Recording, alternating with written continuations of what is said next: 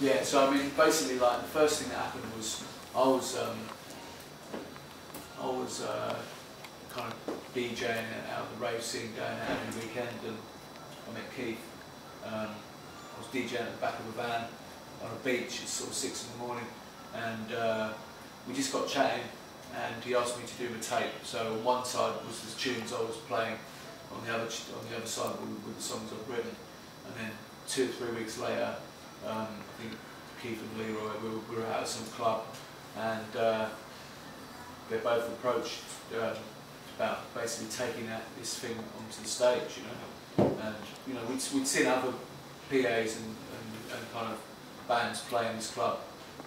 The club was well known. Every band that passed through there that had good records at the time. And I don't know, I just think we kind of thought we were watching and we thought we could do that. Yeah, definitely. You know? I mean, I think that you know, I'd listened to this tape that they had done, and they were all the banging tunes at the time. I turned it over and said, "Oh, check this out. It's Liam's own music." And me and Liam were like, "Fucking hell, this is incredible. This is fucking banging." Considering we'd just been listening to the tunes at the time, so we've got to do something. They'd be up for it. A friend of ours, Ziggy, who we were hanging around with at the time, we told him what our plans were. He said, "Oh, listen, man, you've got to get hold of Max, and it's just ideal for this, put it together, if you can put something together with the vocalists and you guys and Liam." And we booked up to see Maxim at a record show in Ilford. I didn't turn up. And he didn't turn up. Well, I was. I thought he was cool, so we gave him the job. Yeah. But yeah, that's cool, man. But he turned up at Labyrinth from the day of the gig. Yeah, I mean, before that, Liam sent me a tape with, that was tape days, not CD days. He sent me a tape of the tunes he had done. And I was blown away by him, totally blown away. I mean, at the time I was, the party scene was going on. I did go to a few parties, but I wasn't really totally into the party scene fully, and it was more the beats. I was just, when Liam sent me when I got the tape and just checking out the beats, I was just like, man, this is different, And I just met the guys at the first gig, the very first ever gig. I think at that stage as well, I'd already had the deal. I signed to XL Recordings in 1990. So I mean, after that, pretty much we didn't really stop, did we? We kind of just, Charlie came out. The next thing was, Charlie came out, which was the second single that sold got to #2 in the charts. We were never about chart positions, but kind of, I think we were all a bit freaked out by it, to be honest, about how kind of big the record went. It had a definite crossover that we didn't actually want. Were you surprised by the backlash that you had to deal with, Charlie? Yeah, I think at the time, I mean, we were so passionate about the scene we were from, so I think the Mix Mag thing, when they said we killed Rave, at the time, we were like upset by it, but as, a couple of years later, we kind of understood and we saw the benefit of it all. Do you know what I mean? And I was just like, if it's worth killing, we're happy to kill it. And I think that a year or half a year later, the rave scene had turned into something completely different than what it was before. I mean, the music was, like Liam said, was just so passionate about it, and obviously Charlie was an original tune. The only thing around that time that kind of wound me up is people kind of jumping on that and cheapening it, and there was all these comical records that came out and tried to capitalise on the back of Charlie, do you know what I mean? And kind of tried to lump Charlie into the same category as Trumpton, these other things which people Toy Town tracks. And it was nothing about that. Our scene was serious, and it was like. The thing was, we were playing with about 30,000 people a weekend. Some of these raves had 10,000 people there. We was up there, banging it. The real thing that we wanted to do was get into these parties for nothing. Yeah. That was our only aim. I actually thought I'd made it when we hit Rain Dance, which was East London. That was 91. Yeah. I thought, fuck it. We've done it. I'm happy now. That's it. We've reached this. We're successful.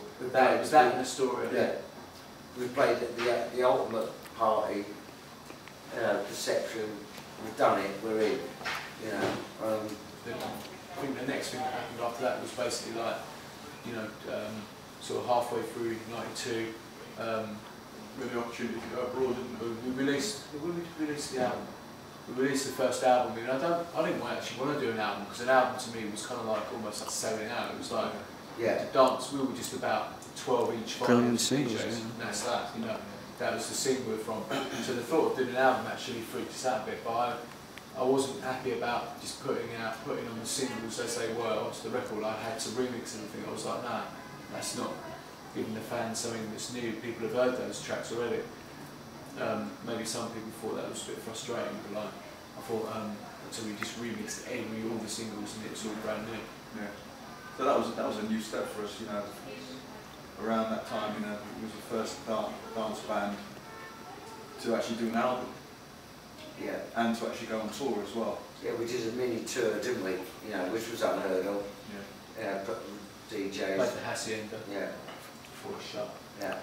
And then after that, I think I remember the exact moment. Actually, we were on stage in Scotland, some rave, and I just suddenly. You could hear people talking at the front, couldn't you? Yeah, yeah. I was actually going to say about.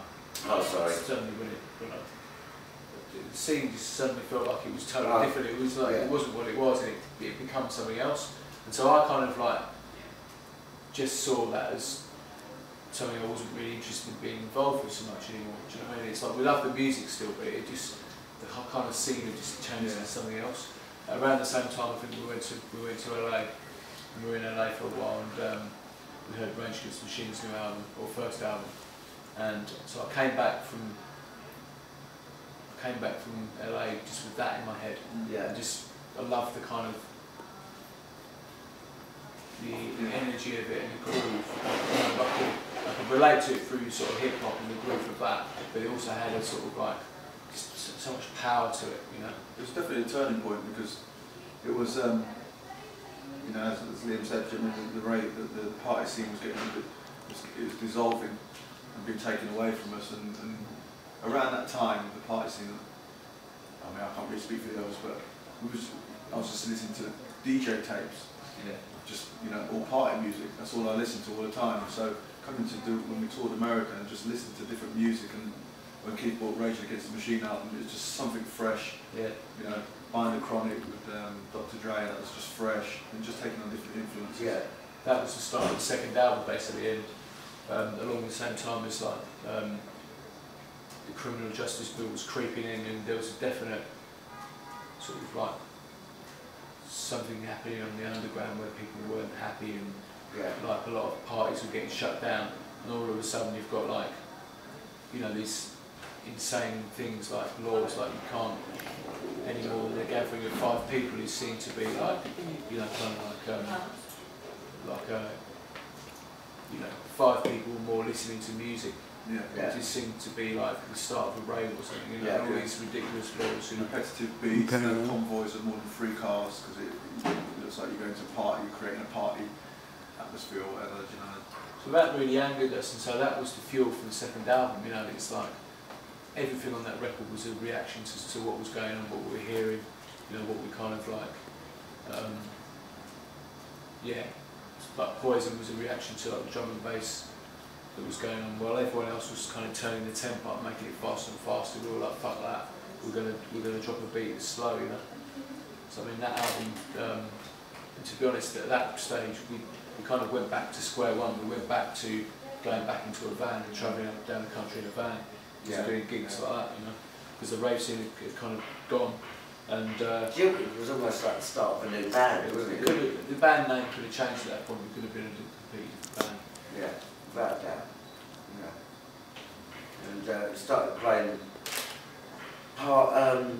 you know, festivals and stuff with like big rock acts, and you know, being really brave. And I think then we decided we was, you know, ballsy enough to be our own band. You know, we were what we wanted to be, and we were standing on our own 2 feet, fist in the air, and say, this is what we do, this is our music, we'll take it anywhere, we don't care. Yeah, one of the... Yeah. Was it one of the first festivals we did was... The Rothskilde. Yeah, Rothskilde with Chili Peppers and Helmet, Biohazard, you know, and that was a challenge, because we thought, you know, we can have our own up here, and the energy.